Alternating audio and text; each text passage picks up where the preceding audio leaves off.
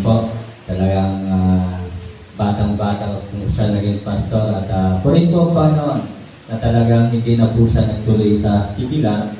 Mari hindi man po siya nagtuloy sa sikilan, pero yun nga po, meron po mga lingkod ng Diyos na talagang kahit grade 3 lang ang natapos ay kagamit-gamit po sa gawain ng Panginoon. Grade 3 lang natapos pero nakakarating po ng Amerika, ng ibang bansa. So, at yun po, salamat nga po na patuloy po tumatawag ng Panginoon para patuloy na ikalat ang katotohanan ng kaligtasan na Panginoon Jesus po ang ating Panginoon tagapagligtas. At tawagin ko na po ngayong gabi si Pastor Jong Pakala Mampo.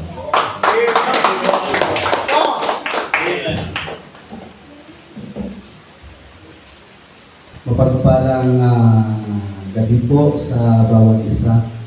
Okay, so salamat po Bishop. Okay, so salamat po sa muli po ako ay nakarating po dito. Hindi po ako first time, no? Second time siya. Yung mo lang po, maalala niyo po ako. No, po. Kasi ganun pa rin naman po, mapayat pa rin. Yung unang punta ko, mapayat pa rin. Kaya walang pinagbago po. Opo. So, salamat po sa Panginoon at nakabalik po sa gawain po dito ng aming kabatchmate. Pastor Jazz, salamat po sa Panginoon at sa pribilehiyo po na pinigay po ng Diyos. So this evening tayo po lahat muna ay tumayo at tayo po muna ay magbukas po ng ating mga Biblia. Okay. So basahin po natin, binasa na po natin yung ating pag-aaralan ngayong gabi, yung Luke chapter 5 verse 1 to 11. Pero yung babasahin po natin ngayong gabi is hindi ko po lahat po ng mga kalalakihan sa pagbasa po sa Luke chapter 17 verse 5 and then lahat po ng mga kababaihan. Okay? So sa Hebrews chapter 11 verse 1. Okay? Luke, balik ulit ito po sa lahat po ng mga kalalakihan ay magbabasa po sa Luke chapter 17 verse 5 po and then lahat po ng mga kababaihan Hebrews chapter 11 verse 1. Okay? Hebrews 11.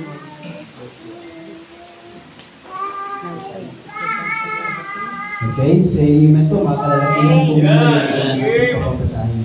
Okay, Luke chapter 17 verse 5 po yung ating babasahin. All together, ready now, begin. And the apostles said unto the Lord, increase our faith. Amen. So, tingnan niyo po yung word na increase our faith. At lahat po ng mga kababaihan, Hebrews chapter 11 verse 1. Okay? Nandiyan na po sa amen. Amen. Amen. Okay, basahin po inyo ng sabay-sabay. All together, begin. Now faith is the substance of things, hope for the evidence of things not seen. Amen. Salamat po sa pagbabasa ng salita po ng ating Panginoon at tayo po muna ayun po at pumitit mananalangin po muna tayo. Dakilang Diyos na makapangyarihan sa lahat, Panginoon, maraming salamat po sa inyong pagmamahal, sa inyong kabutihan, sa inyong mga ginawa, Panginoon, sa aming buhay. Lord, nagpapasalamat po ako, Panginoon, at muli po ako po ay nakabalik sa gawain po dito po sa lugar na ito. Salamat po sa inyong lingkod na patuloy pong ginagamit sa inyong ubasan, Panginoon. At this evening, O God, kami po ay mag-aaral po ng inyong salita, Panginoon. Panalangin po namin, O Diyos, ng iyong ang iyong Espiritu po ang siyang patuloy na magturo po sa amin, patuloy po na mangusap po sa amin, at makita po namin yung goal po ng aming buhay bilang mananampalataya is to increase our faith, Panginoon. Lord, this evening, hindi ko po kaya, Panginoon, tumayo sa pulpitong ito kung aking kalakasan lamang. Sapagkat, Panginoon, ako po ay nagtitiwala sa inyo lamang, Panginoon. Sa inyong kapangyarihan, sa lahat po ng ginagawa sa inyong kalakasan, Panginoon. Lord, this evening, tulungan niyo po kami. at turuan niyo po kami mula po sa inyong salita. Patawarin niyo po kami sa lahat ng aming mga pagkukulang, pagkakasala, sa pangalan ni Jesucristo namin tagapagligtas. Amen. Lahat po tayo po ay magkaupo na. At muli po sa hindi po nakakakilala po sa akin, ako po ay si Pastor John Pakala. Ako po ay pinagkatiwalaan po ng gawain ng Panginoon sa lugar po ng Cananga Leyte. Okay? Kung may tanong niyo po kung saan po yung Cananga Leyte, kung kilala niyo po si Richard Gomez at saka si Lucy Torres, lugar po nila yon. Okay? Nandun po kami sa lugar po nila. Okay? So, papuntang Ormoc City po yon. Okay? So, at yung lingwahe po namin ay Bisaya. At kung makapag-Bisaya po ako, pasensyahan lang po. May translator naman po akong dala. Okay. So, salamat po sa Panginoon. At salamat po sa Diyos. Sabi nga po, kami po ay batchmate ng inyong pastor. Kami po tatlo at may mga kasamahan din po kami sa biyaya ng Panginoon ay pinagkatiwalaan na rin po ng gawain. Po. So isang nakakatuwa po na talagang dati-dati talagang kulitan namin sa Bible College, pag-aaral, tulungan, pero salamat po sa Panginoon na napagkatiwalaan po ng gawain. So this evening po mga kapatid ay yung ating pag-aaralan nandiyan na po, increasing our faith unto God. Yung goal po ng mananampalataya o tayo po bilang anak ng Diyos to increase our faith, na tayo po ay lumago, na tayo po ay hindi po manatiling nasa level 1. Kailangan po habang tumatagal po tayo sa paglilingkod, tayo yung ating pananampalataya sa Diyos ay lumago. So sabi po ng Luke chapter 17 verse 5, ang sabi po diyan mga kapatid, sabi po ng apostol sa Panginoon, Lord, increase our faith. Ang sabi po nila, Lord, increase our faith. Minsan po tayo po bilang mananampalataya, pag dumating ang problema, minsan yung ating pananampalataya bumababa. Minsan pag may mga problema, nakakalimutan natin magtiwala sa Diyos. Minsan pag may mga dumarating na mga krisis sa buhay po natin, minsan gumagawa tayo ng paraan na meron naman tayong Diyos na kayang gawin ang lahat. Amen? So this evening mga kapatid, ngayong gabi po mga kapatid, tuturuan po tayo mula po sa salita ng Diyos, papaano po tayo ay lumago o mag-level up yung ating pananampalataya sa ating Panginoon. At before that mga kapatid, pag-aaralan po muna natin kung ano po ba yung pananampalataya.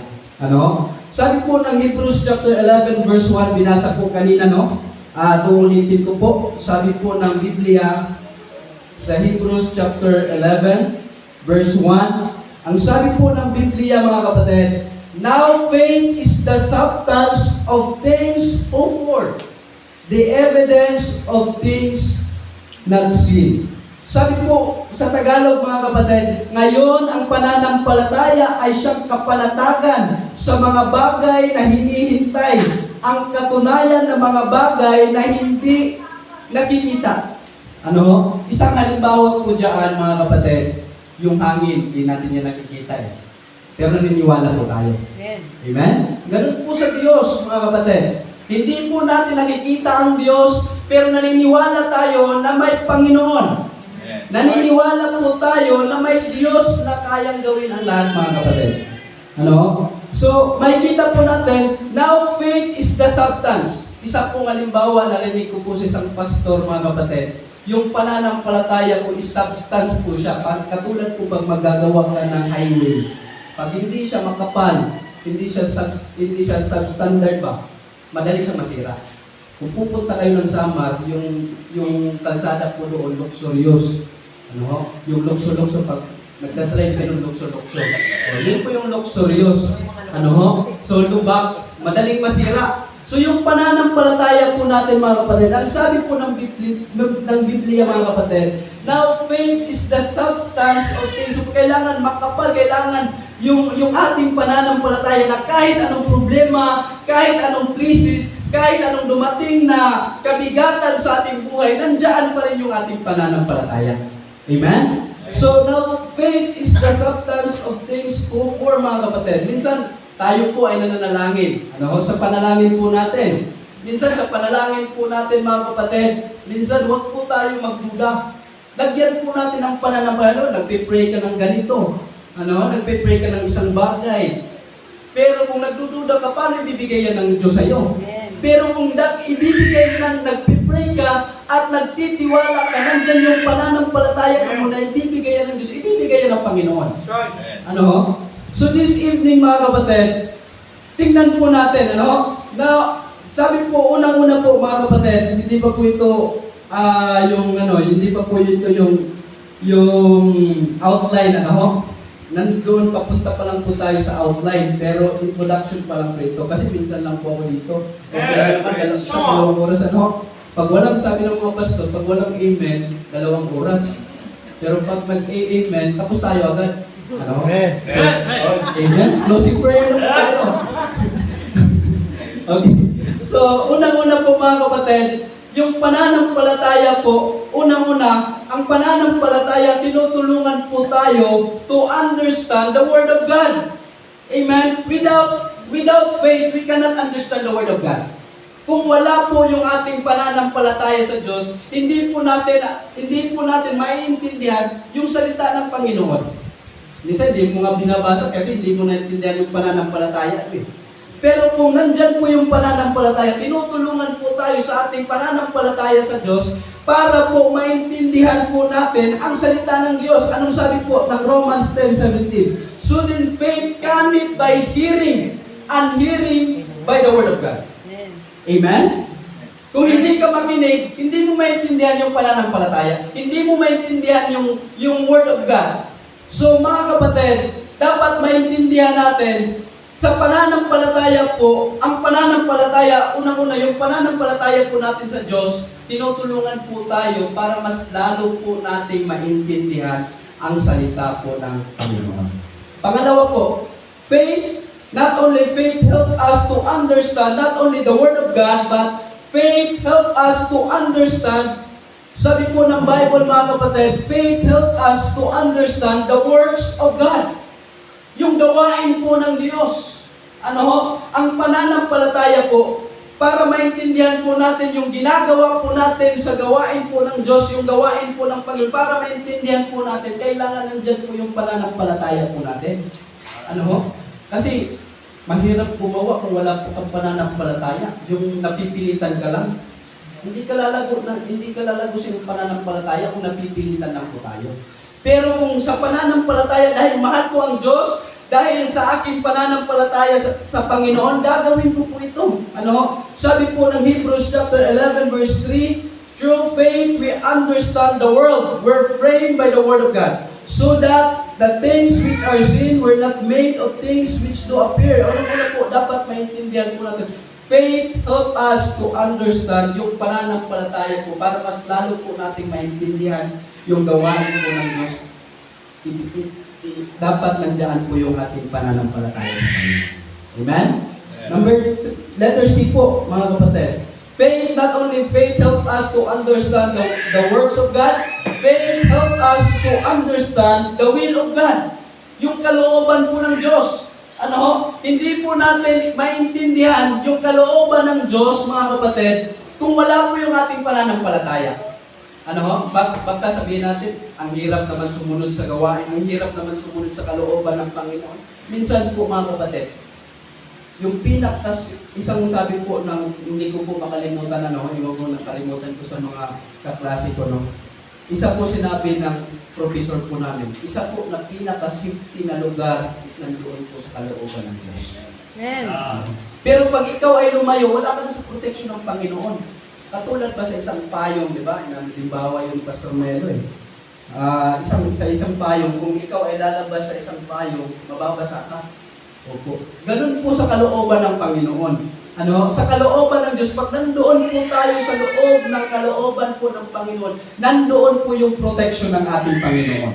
Sabi po ng Jeremiah 29 verse 11, For I know the thought that I think toward you. Alam ng Diyos yung iniisip po natin. Saith the Lord, thought of peace and not of evil, to give you an expected end, mga kapatid. Sabi po ng Bible, mga kapatid, Isaiah chapter 55 verse 8 and 9, For my thought are not our thought, neither your ways are my ways. Minsan mga kapatid, yung kalooban natin, minsan hindi yan yung kalooban ng Diyos.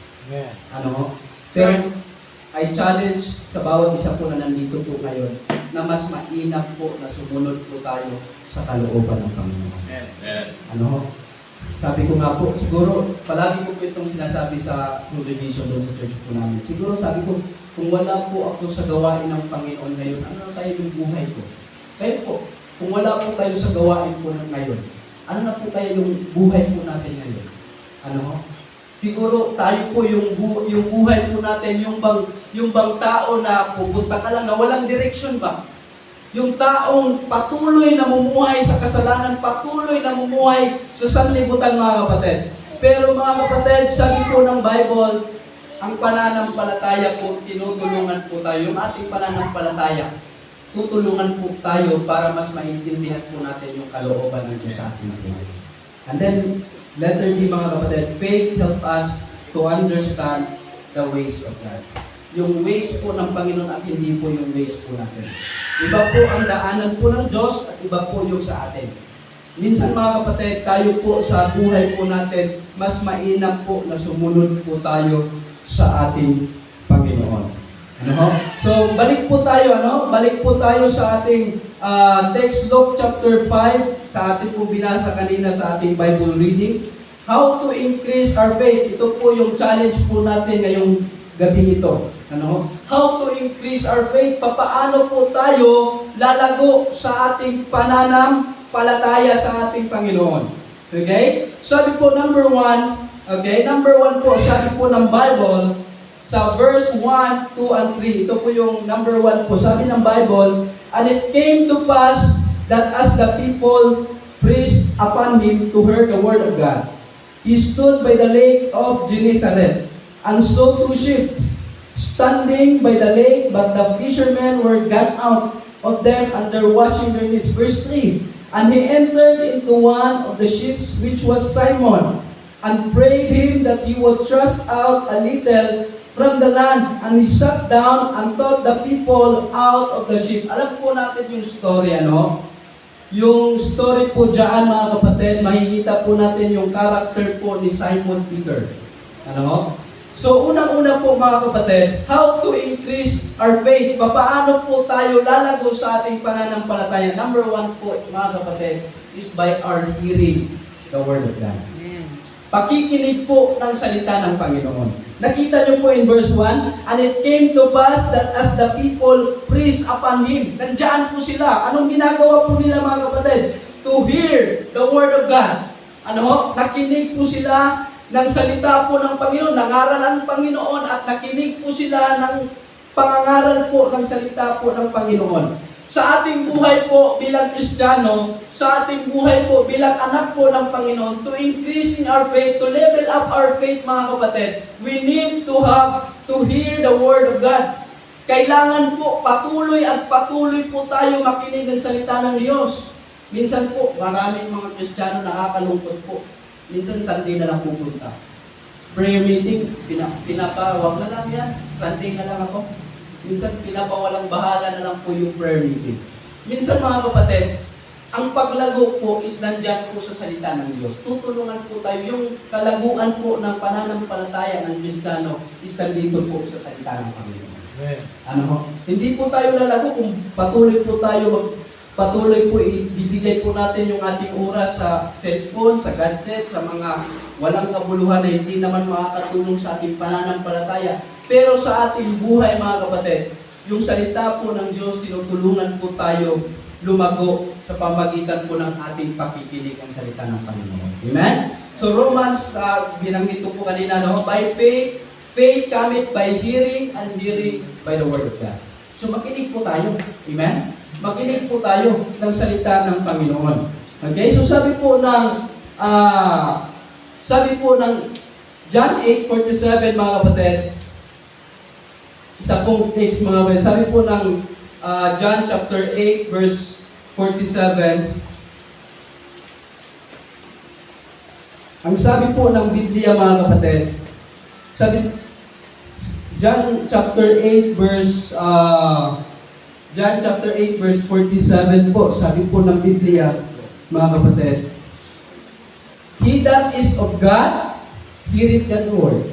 Okay? Ang sino mang sa Panginoon, anong ginagawa po?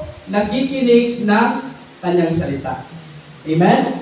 But sabi po dito, ye therefore, hear them not, yung mga taong hindi nakinig ng salita ng Diyos, yung mga taong walang pakialam sa salita ng Panginoon. Sabi po dito, because ye are not of God. Amen? Nakita niyo po yung kaibahan? Yung Kristiyano, kung talagang totoo kang anak ng Panginoon, nakikinig ka ng kanyang salita. Amen? But yung mga Kristiyano, paano po yung mga taong hindi nakikinig po ng salita ng Panginoon? Sabi po ng Bible, hindi sila, sabi po, because we are not of God, hindi sila sa Panginoon. Amen?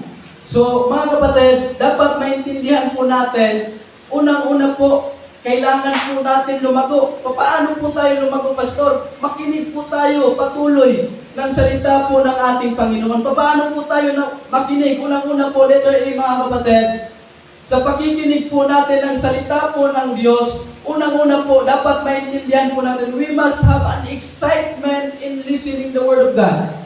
Amen? Excited ka pag Kristiyano ka, pag totoo kang anak ng Panginoon, excited ka makinig ng salita ng Diyos.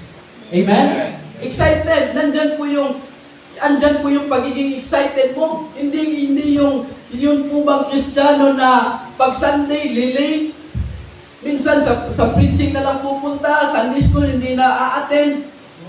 Pero sa buhay po Kristiyano, pag gusto po natin lumago sa Panginoon, makinig ng salita ng Diyos, kailangan excited po tayo. Amen? May mga Kristiyano nga gusto, Sunday, everyday. Amen? Ang gusto nga ng ibang mananampalataya na totoong anak po ng Panginoon, palagi na lang gusto nila araw-araw sa linggo. Sa buhay po, Kristiyano mga kapatid, kailangan po, sa buhay, sa pakikinig po natin ng salita ng Panginoon, kailangan po maging excited po tayo. Excitement in listening the Word of God. Sabi po ng Luke chapter 21 verse 38 mga kapatid. Tingnan po natin yung ginagawa po. Sabi po ng Biblia, and all the people came early in the morning. Amen? Sabi po ng Bible mga kapatid, kung nakita po natin, and all the people came early in the morning. Early in the morning. Hindi po late. Amen? Hindi po pag-preaching na pupunta, Sunday school, hindi na-attend. Amen? Sabi po ng Bible, and all the people came early in the morning to Him in the temple. Sa panahon po nila, doon po sila nagagather sa temple. Doon po sila nakikinig ng salita ng Panginoon. Ano po yung ginagawa nila? For to hear Him. Para po makinig. Ano po? So mga kapatid, mga anak po, mga totoo pong anak ng Panginoon. If you want, yung goal po natin, yung aim po natin sa ating buhay is to increase our faith. We need to hear the Word of God. Paano po tayo makinig? Kailangan po excited po tayo. Kailangan meron po tayo sa ating buhay, sa ating puso mga kapatid. Excited po tayo pagdating po sa salita ng Panginoon. Amen? Letter B mga kapatid. We must have an endurance in listening the Word of God. Not only excitement. Hindi lang po kailangan excited po tayo. Hindi lang po nandito ka na, umagang-umaga ka, nakinig ka ng salita ng Diyos, Sunday school, preaching, but also mga kapatid, sa pakikinig po ng salita ng Diyos, kailangan po endurance. Kahit mag-preach pa ako dito ng 3 oras, endurance. Amen? Pero hindi po ako 3 oras. Ako. Nag-i-email po kayo eh. Kailangan tapusin ko po agad ito. We must have an endurance in listening the Word of God. Kailangan po mag-endure po tayo. Amen? Minsan 30 minutes lang, natutulog na po tayo. Ano mo? Minsan 15 minutes nga lang yung preaching, minsan ayaw na natin makinig. Minsan yung excuses pa sa nag-iba, Pag nakikinig ng preaching tapos inaantok na minsan, yung nagiging reason, magsisiyar muna ako. Pero inaantok na po yun. Ano po, ganun po yung excuses. Pero mga kapatid, tayo po ay tinuturuan po ng salita ng Diyos. Sa pakikinig po ng salita ng Diyos, hindi lang po excited po tayo, at the same time, endurance po. Ano, mas maganda nga po, palagi ko po itong sinasabi sa mga members doon sa amin. Kaya minsan po sa mga preaching, kailangan sinusulat po yan. At the same time, pag minsan nanghihina po tayo, nandyan po yung mensahe ng Panginoon. Ano ho? Magiging paalala po sa atin upang tayo po ay mag-level up sa ating pananampalataya sa Panginoon. Ano, we must have an endurance in listening the Word of God. Acts chapter 20 po, Acts chapter 20 verse 7. Ano? Acts chapter 20. Verse 7, nandiyan na po, ano? Sabi po ng Bible, and upon the first day of the week, when the disciples came together to break bread, Paul preached unto them, ready to depart on the morrow, and continued speech until midnight. Isipin niyo po yun, si Apostol po yung ginagawa po ng mga apostoles, mga kapatid. Nagkaroon po sila ng fellowship, nagturo po si Apostol Paul until midnight. Tayo 2 oras, 1 oras, ayaw na natin. Amen? Amen po ba? Para hindi po kayo naniniwala. Ano? So mga kapatid, paalala po sa atin. If you want to increase our faith, we need to hear the Word of God. Kailangan po, mayroon po tayong pagiging excitement, meron po tayong pagiging endurance. At the same time, mga kapatid, ito po, dapat hindi po natin makakalimutan. We must have an enjoyment in listening the Word of God. Hindi po na kasi mangot. Ano ho? Katulad po sa nagsusumlid po dito si brother, ano? Ganun po kasaya dapat. Yung pagiging Kristiyano, may kasiyahan kahit may problema. Amen po ba? Parang ayaw po ninyo. We must have an enjoyment in listening the Word of God. Alam niyo po, kaya nga po from Leyte going to Batangas, pumunta po kami para po mahamon, para po maribay, mga kapatid. At the same time, nag-i-enjoy po kami habang maraming preaching na papakinggan, nag-i-enjoy po kami. Hindi lang po sa mga joke po nila. At the same time, the Word of God. Amen. Pag totoo po tayong Kristiyano, mga kapatid, meron po tayong kasiyahan. Meron po tayong kasiyahan habang nakikinig po ng salita ng Panginoon. Psalms 122 verse 1. Brad, paliw. At paliw. Sorry po. Pakisuyo po. Psalms 122 verse 1. Sabi po ng Bible, mga kapatid, I was glad when they said unto me, let us go into the house of the Lord. Ano yung ginagawa sa bahay po ng Panginoon? Nakikinig po ng salita ng Diyos. I was glad. Masaya po, hindi po sinabi maging malungkot ka pag pupunta ka ng simbahan.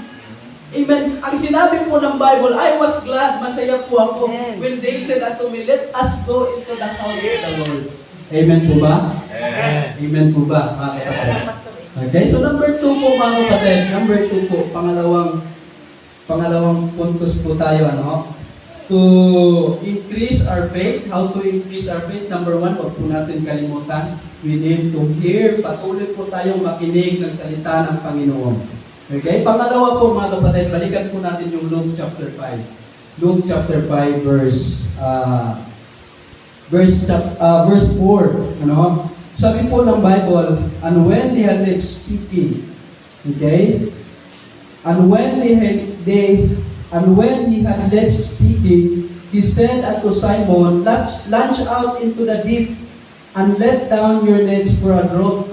Sabi po ni Simon, mga kapatid, sabi po ni Peter, sabi niya sa Panginoon, Master, we have toiled all the night. Magdamag po akong nangisda. Magdamag po akong nangisda, mga kapatid. But sabi po dito, and have taken natin, walang nakuha. At sabi po ni Peter, mga kapatid, nevertheless, at thy word, nakita niyo po yun, sa salita mo, Panginoon, sabi po ng Bible, I will let down the net. Number 2, mga kapatid, upang tayo po ay mag-increase sa pananampalataya, kailangan po natin makinig ng salita ng Diyos. Pangalawa po, sa paglago po natin sa pananampalataya, kailangan po natin magpakumbaba sa Panginoon. Like Peter, mga kapatid. Isipin niyo po yun, si Peter nangisda magdamag, walang nakuha. Pero nung sinabi po ng Diyos, Peter, ihagis mo yung lambat mo. But sabi ni Peter, at thy word, sa salita mo, Panginoon, gagawin ko po ito. Pwede niya sabihin, Panginoon, magdamag na nga ako ng isda, pero wala akong nakuha. Tapos, mangingisda ulit ako. Pwede niya sabihin yun. Pero dahil nagpakumbaba si Peter, mga kapatid, sa Panginoon, sabi niya, at thy word, sa salita mo, Panginoon, ihagis ko yung lambat, mga kapatid. Ano ho? Ano po ang nakita po natin kay Peter, mga kapatid? Siya po ay nagpakababa sa Panginoon. Sa buhay Kristiyano, mga kapatid, wala pong nagpakamataas, mga kapatid, na lumalago. Amen. Wala pong mayabang na lumalago. Right. Opo. Hindi po tayo lalago talaga pag mayabang po tayo. Amen. At ano po? But sabi po ng Bible, mga kapatid, yung nagpakamataas, hindi nababayan ng Panginoon. But yung nagpakababa, mga kapatid, ang Diyos po yung magtataas po sa atin. Yan po yung principle po ng Bible. Ano? Yan po yung prinsipyo po ng Bible sa pagpamumuhay po ng meron pong pagkababa sa Panginoon. We need to be humble. Ano? Kailangan po sa ating paglilingkod po sa Panginoon, kailangan po patuloy at patuloy po tayong magpakababa sa Panginoon. Hindi po tayo mas magaling po sa Diyos.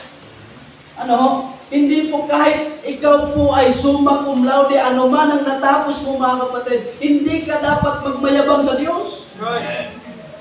Kasi gusto po natin lumago. At ang Kristiyano po na gustong lumago, kailangan po nagpakababa po sa Panginoon. Mga kapatid, ano ho? Ano po ang nangyari kay Peter, mga kapatid, nung siya po ay nagpakababa sa Panginoon? Ano ho? In verse 6, mga kapatid, basahin po. Sabi po ng Bible, and when they had done this, they enclosed a great multitude of fishes. Underneath brave, mga kapatid. Unang-una po, mga kapatid, ang nangyari po nung nagpakababa po si Peter sa Panginoon, his life was filled with blessings. Una, nangisda siya, walang nakuha. Pero dahil nagpakababa siya sa Panginoon, mga kapatid, in verse 6, nandyan po yung result. Nandyan po yung resulta sa pagpakababa, pagiging humble po ni Peter, mga kapatid. At sabi po dyan, and when they had done this, they enclosed a great multitude. Halos masira na po yung lambat ni Peter. Dahil sa maraming nakuha na isda, mga kapatid. Nagkaroon po ng blessing. Mga kapatid, sa paglilingkod po sa Diyos, if you want, kung tayo po pala ay humble sa Panginoon, nandyan po yung blessing. Amen? Kung humble po tayo patuloy sa Panginoon, nandyan po yung blessing. Ako nga, talagang, kaya hanggang ngayon, Pastor Jas, talagang na-amaze pa po ako sa Panginoon kung paano po nag-work ang Panginoon sa buhay ni Pastor Jas. Dahil sa pagpakababa niya sa Panginoon, dati nakamotor lang, naglalakad, sabi mo, naglalakad papuntang Manila, hindi po. Papuntang Bible School, talagang nagbabiyahe, po yan, pupong yun. At nagmumotor na po. At ngayon may sasakyan na, isipin niyo po yun. Grabe yung blessing ng Panginoon. Ibig sabihin, mga kapatid, kung tayo po pala ay nagpakababa sa Diyos, nandoon po yung blessing. Like Peter, mga kapatid, nagpakababa siya sa Panginoon, nagkaroon po siya ng pagpapala po sa Panginoon. Amen? If you want blessing, we need to be humble sa Panginoon. Kung gusto po natin ng blessing, kung ayaw po ninyo, hindi wag po. Wag po, bahala po kayo. Pero kung gusto po natin ng blessing, magpakababa po tayo sa Panginoon. Amen? Pangalawa po, letter B. Not only his life was filled with blessing, hindi lang po siya po ay nagkaroon po ng pagpapala po sa Diyos. In verse 7, mga kapatid, and when they beckoned unto their partners, which were in the other ship, and they should come and help them, and they came and filled both the ships so that they began to sink. Okay? So, letter B, mga kapatid, kung tayo po ay nagpakababa sa Panginoon, hindi lang po nagkaroon po ng pagpapala si Peter sa Panginoon, at the same time, meron pong natutunan si Peter. He learned the value of sharing. Nung siya po ay pinagpapala ng Diyos, hindi niya po sinarili yung pagpapala. Ano po ang ginawa niya? In verse 7, mga kapatid, tinawag niya po yung kanyang mga kasamahan. Ano? Sabi niya dito, in verse 7, and they beckon unto their partners which were in the other ship, and they should come and help them. Tulungan niyo po ako, sabi po dito. At sabi niyo, and they became and filled both the ship so that they began. Halos malunod na po yung bangka na sinasakyan po ni Peter dahil po sa pagpapala po ng Panginoon. Minsan po sa buhay po natin, kung pinagpapala po tayo ng Diyos, minsan po isa pong tinuturo po ng Panginoon, matuto po ba tayong papaano po natin maituro, papaano po natin ma-testify kung papaano po kamabuti ang Panginoon sa ating buhay. Nakakatuwa po, no? Yung mga Kristiyano pinagpapala ng Diyos at the same time, humble pa rin. Ano? At the same time, sinishare niya po kung paano po sila pinagpapala po ng Panginoon. Ano? Nung biyahe po kami papunta po dito, dumaan po kami sa Chaong, sa gawain po ni Pastor Marquises, Pastor Judy Marquises. Opo. Nakita po namin yung building. Pero isipin niyo po mga kapatid, yung pastor po na yun, hindi po nagpakamataas. Talagang sabi niya, Pastor, hindi ko po magagawa yan kung sarili ko lang, kundi dahil po sa Panginoon mga kapatid. He learned paano, i-share niya sa amin, kung paano siya pinagpapala ng Diyos. Talagang nakaka-amaze.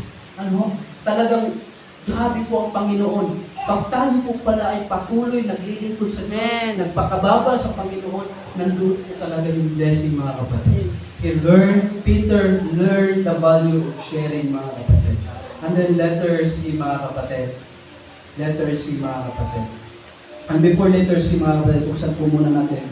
Luke chapter 6 verse 38. Sabi po ng Bible mga kapatid. Ang pagpapala po ng Diyos, sabi dito, give and it shall be given you. Good measure, pressed down, shaken together, running over. Talagang umaapaw yung blessing ng Panginoon mga kapatid. Shall men give into your bosom, for with the same measure that you meet with that, it shall be measured to you again. Makikita po natin mga kapatid, sa gawain po ng Diyos, kung patuloy po tayong nagpakababa sa Panginoon, nandun po yung blessing na hindi lang po talagang patak-patak na blessing, kundi itong blessing po ng Panginoon umaapaw. Dahil sa buhay po nila Peter, yung blessing po na ibinigay po ng Diyos, na halos masira na po yung kanilang lambat, halos malunod na po yung kanilang sinasakyang bangka. Ganon po yung pagpapala po ng Diyos. Amen? So mga kapatid, dapat matutunan po natin sa paglilingkod po sa Diyos, dapat matutunan po natin mga kapatid kung paano po natin i-share yung pagpapala po ng ating Panginoon. Okay? Letter C mga kapatid. Letter C, he become a good example for others to follow. Verse 8 mga kapatid. When Simon Peter saw it, he fell down at Jesus' knees saying, "Depart from me, for I am a sinful man." Nakita po natin kung paano po naging mabuting halimbawa po si Peter sa kanyang mga kasamahan. Nung nakita niya po ang Panginoon mga kapatid, lumuhod po siya.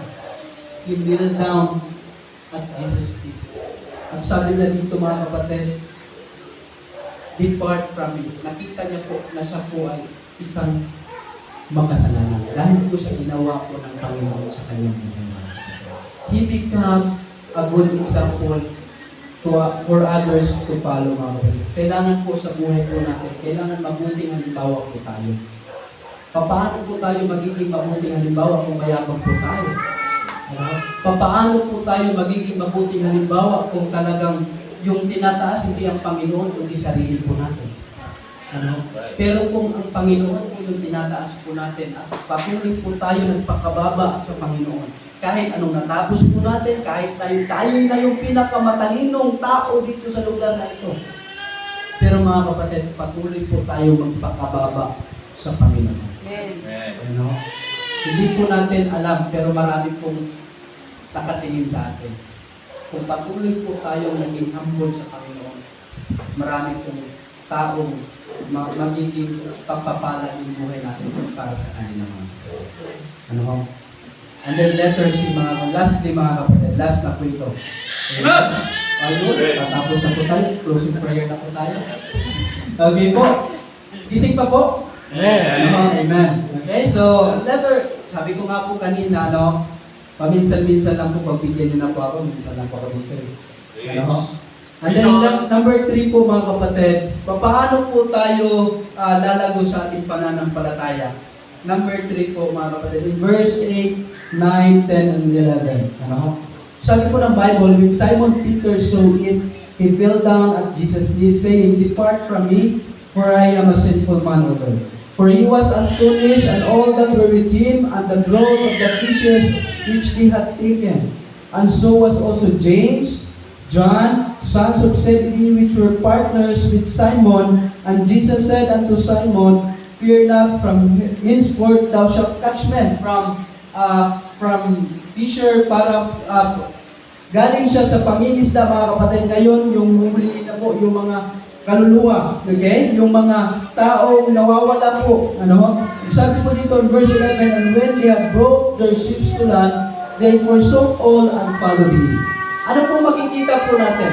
Sa paglilingkod po sa Diyos, upang tayo po ay mag-level up sa Panginoon, hindi lang po tayo dapat maginig ng salita ng Diyos. Pangalawa, tayo po ay patuloy na magpakababa sa Panginoon. At the same time, number 3 mga kapatid, upang tayo po ay lumago sa Panginoon, acknowledge po natin yung kabanalan po ng Diyos. Tingnan po natin yung kabanalan po ng Panginoon, na tayo po, wala po tayong magawa kung wala po ang Panginoon. Wala po tayo, hindi po natin kaya abutin ang Panginoon mga kapatid.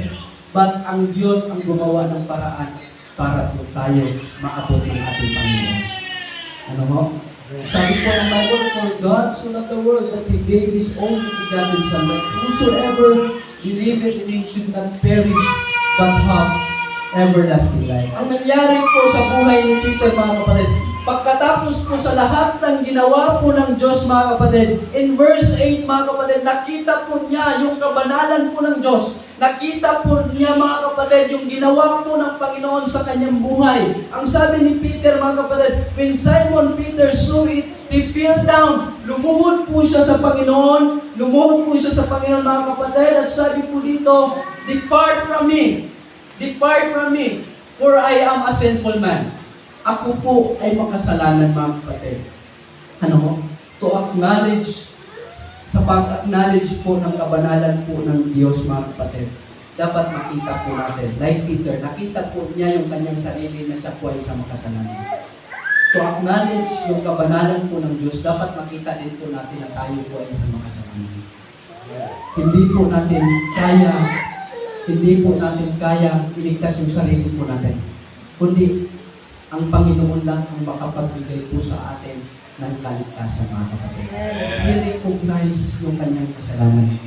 Mga kapatid, sa buhay po natin, like Peter, tingnan po natin na ang Diyos ay banal at tayo po ay makasalanan. Kaya pasalamat po tayo patuloy sa Panginoon, mga kapatid, na kung dahil po sa pag-ibig ng Diyos, hindi man tayo karapat-dapat iligtas ng Diyos, hindi man tayo karapat-dapat bayaran yung ating kasalanan, na dapat nga tayo po yung magbayad ng ating kasalanan, pero ang Panginoon po yung nagbayad para po sa atin. Unang-una po, sa paglilingkod po sa Diyos, dapat makita po natin na tayo po ay makasalanan. Kahit Kristiyano na po tayo, kahit tayo po ay naglilingkod na sa Panginoon, huwag po natin tingnan yung ating sarili na perfecto dahil wala pong perfecto sa mundong ito. Kahit Kristiyano na po tayo, nakakagawa pa rin po tayo ng kasalanan. Pero ang Panginoon po, kung tayo po ay hihingi ng tawad sa Diyos, ang Diyos po ay tapat at handa niya po tayong patatawarin sa lahat po ng ating mga kasalanan. To acknowledge God's holiness mga kapatid, tingnan po natin na tayo po ay isang kasalanan.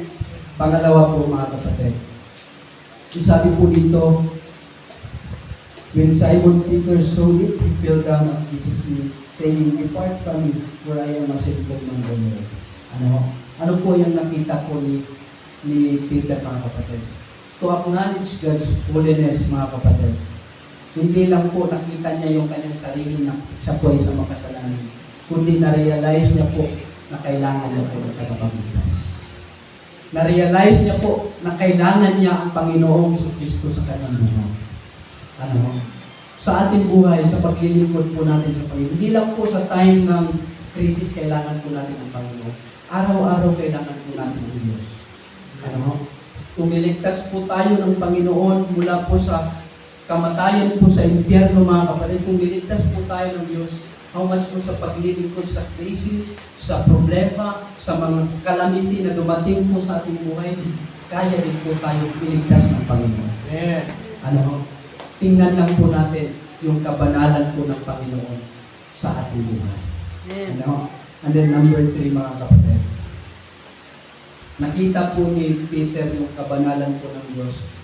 Una, na-recognize niya siya po ay isang kasalanan. Pangalawa, na-realize niya po na kailangan po niya ng tagapagligtas. At the same time, number 3, nakita niya po when he received the invitation of Jesus. In verse 11, in verse 9, 10, 11, sabi dito, and he was astonished and all that were with him at the growth of the fishes which they had taken. And so was also James, John, the sons of Zebedee, which were partners with Simon. And Jesus said unto Simon, fear not, huwag kang matakot. From henceforth thou shalt catch men. In verse 11, and when they had brought their ships to land, they forsook all and followed him. Ang ginawa po ni Peter, mga kapatid, nakita niya po yung kabanalan ng Panginoon. Iniwan niya po yung kanyang trabaho, yung pangingisda niya po. At sabi ng verse 11, they forsook all. Iniwan niya po lahat. Kaya may mga mananampalataya, may mga pastors na kayang iwanan yung kanilang trabaho, yung provision, mga kapatid. Kaya may doon nga sa symposium po namin, may narinig po akong 2 engineers na iniwan niya po yung kanilang provision para po sumunod sa Panginoon. Ito po, mga kapatid, sila po ay mangingisda, pero iniwan niya po yung kanilang pangingisda at sumunod po sila sa Panginoon.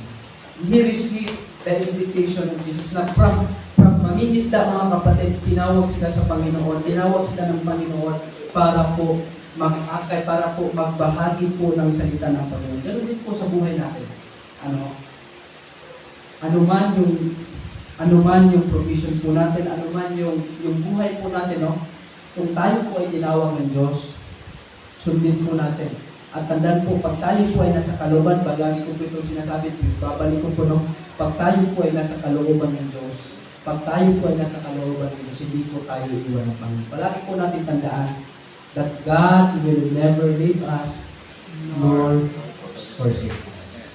That is the promise. Yan po yung pangako po ng Diyos na kailanman ay hindi po napapako. Sa tao pwede po mangako ang tao na hindi po matupad. Pero pag ang Diyos po mangako po sa atin, totoo po yan. Sa paglilingkod, dalhin po natin yung pangako ng Diyos. At i-goal po natin sa sarili po natin na, Panginoon, gusto kong lumako. Ngayong gabi, tinuruan po tayo, paano po tayo lalago. Una, makinig po tayo patuloy ng salita niyo. Patuloy po tayo sa paglilingkod. Amen? Patuloy po tayo. Pangalawa, pagpakababa po tayo patuloy sa Panginoon. At the same time, number 3, tingnan po natin yung kabanalan po ng Diyos. Tingnan po natin yung kapangyarihan ng Panginoon. Tingnan po natin yung ginawa ng Panginoon sa ating buhay, mga kapatid. Ngayon, mga kapatid, ang tanong po sa atin ngayong gabi, gusto po ba natin lumago sa Panginoon? Gusto po ba natin? Huwag po natin sabihin, matagal na akong Kristiyano, lumago na ako. Hindi po, kahit ilang years ka ng Kristiyano, mga kapatid, kailangan mo pa rin lumago. Kahit ilang taon na po tayong mananampalataya, kailangan po tayong lumago, mga kapatid. Dapat po yung prayer po natin ngayong gabi, Panginoon, gusto kong lumago sa aking pananampalataya. Gusto ko pa maragdagan yung aking pananampalataya sa iyo, Panginoon. This evening, mga kapatid, lahat po, inihiling ko po lahat po ay tumayo. At before po tayo mag-close in prayer, inihiling ko po ang bawat isa to pray, to thank God, salamat po Panginoon sa mensahe. 2 minutes po, pasalamat po sa Panginoon. Tingnan niyo po yung mensahe ngayong gabi. Hindi po aksidente mga kapatid na ito po ang binigay po ng Diyos. Kundi ang Diyos meron pong nais. Ang Diyos po meron pong gustong ipagawa po sa atin. At ano po ba ito? Ito po ang gustong ipagawa ng Diyos na tayo po bilang Kristiyano, hindi po tayong manatili sa level 1 mga kapatid. Sa paglilingkod, we need to goal to increase our faith sa Panginoon. We need to increase mga kapatid. Kailangan po tayong lumago. Kailangan po tayong lumago. Hindi po tayo lalayo sa Panginoon. Kasi wala pong lumalayo sa Panginoon na lumalago. Kundi ang gusto po ng Diyos mga kapatid sa ating buhay ngayong gabi. Tinuruan po tayo ng Panginoon na lumago at lumago at lumago sa gawain ng Panginoon. This evening mga kapatid, God knows our heart. Ang Diyos alam niya po yung laman ng puso po natin. Alam niya po yung ginagawa po natin. Alam niya po yung paglilingkod po natin. Mga kapatid, continue in serving. Pray po tayo. Pasalamat po sa Panginoon. Salamat po Panginoon. At ipanalangin po sa Panginoon ngayong gabi mga kapatid na Panginoon, gusto ko pong lumago. Panginoon, gusto ko pong magpatuloy. Gusto ko pong patuloy na magamit sa inyong gawain mga kapatid. This evening mga kapatid, yan po yung nasa puso po naman. Pag-pray niyo po sa Panginoon. Pray niyo po sa Panginoon mga kapatid. Tayo po ay manalangin. Panginoon, nagakila at makapangyarihan sa lahat. Maraming salamat po Diyos sa iyong kabutihan at kadakilaan niyo po sa aming buhay. Salamat po Panginoon sa inyong mensahe na ibigay mo po ngayong gabi. Lord, ikaw po ang nakakaalam ng puso ng bawat isa na narito po ngayon. Tulungan niyo po Ama. Ipaunawa niyo po patuloy Panginoon ang iyong salita.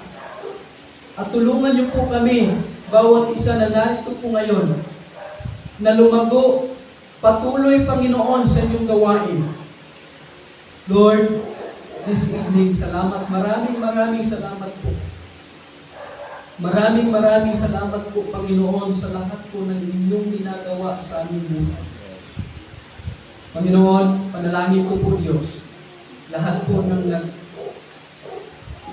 lumapit po sa iyo, Panginoon, na nalangin, anuman ang laman ng kanilang mga puso, anuman ang kanilang ipinapanalangin ngayong gabi, Panginoon, patuloy niyo po tugunin, Panginoon, mula po sa inyong kalooban.